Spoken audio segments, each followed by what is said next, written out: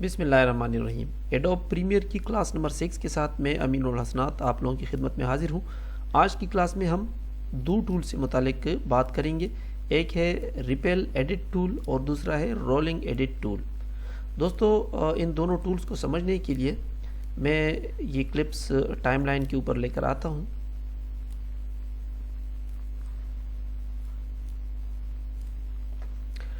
Timeline पर लेकर आने के बाद आपको याद होगा कि पिछली क्लास में मैंने आपको बताया था कि सिलेक्शन टूल से भी हम ट्रिमिंग कर सकते हैं। तो सबसे पहले मैं ट्राई करता हूँ सेलेक्ट टूल से, देखते हैं कि हम किस तरह ट्रिम करेंगे।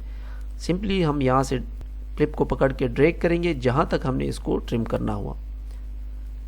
अब इस क्लिप को जो हमने ट्रिम कर लिया और बीच में खाली जगह हमारे पास बन गई। अब सिलेक्शन से हम इसको उठा के यहाँ पर लेकर आएंगे।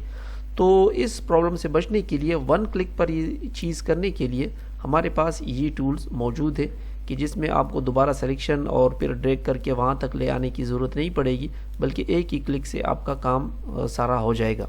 मैं ज़रा अंडू करता हूँ इस चेंजेस को। अब मैं आता हूँ इस टूल पर, मैं क्लिक करता हूँ रिपेल एडिट टूल पर। अब हम ज़रा इसको ट्रिम करते हैं। तो जैसे ही मैं इसको ट्रिम करूँगा, आप देख सकते हैं कि जो नेक्स्ट वाला क्लिप है वो इसके साथ ऑटोमेटिकली मैग्नेट की तरह चिपक के आ गया और हमें दोबारा सिलेक्शन और ड्रैग करके यहाँ लाने की ज़रूरत नहीं पड़ी। तो ये था इसका सिंपल यूज़ कि किस तरह हम रिपेल एडिट टूल को यूज़ करेंगे। अब आते हैं दूसरी टूल की तरफ। ये है रोलिंग एडिट टूल।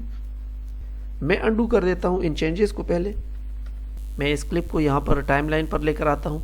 इसके बाद दूसरा जो क्लिप है इसमें से थोड़ा सा एरिया में सेलेक्ट करता हूँ। जैसे ये परिंदा यहाँ से जब उड़ रहा है और जब ये फ्लाई करता है तो यहाँ तक सिर्फ हिस्सा में लेकर आना चाहता हूँ। अब इसको मैं ड्रैग करके यहाँ पर ले आता हूँ और यहाँ से मैं सेलेक्ट करता हूँ रोलिंग एडिट टूल को। तो अब जैसे जैसे मैं यहाँ से कम करूँगा तो आप देख सकते हैं कि क्लिप नंबर 2 बिल्कुल अपनी जगह पे फ्रीज है, मगर क्लिप नंबर 1 जो है वो ट्रिम हो रहा है।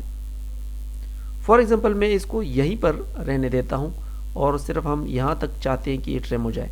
तो आप देख सकते हैं कि जो नंबर 2 क्लिप था हमारा वो यहां से मज़ीद खुद ब खुद एक्सपेंड हो गया, क्योंकि हमने तो यहां तक सिलेक्शन की थी, लेकिन ये जो बाकी था वो ओवरराइड कर गया इसके ऊपर।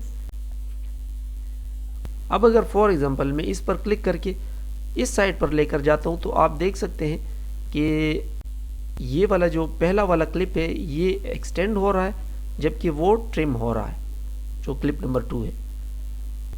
अभी हम ज़रा इसको प्ले करते हैं। ये आप देख सकते हैं कि ये अब अपनी पहली पोजीशन पर आ गया जहां तक हमने सिलेक्शन की थी।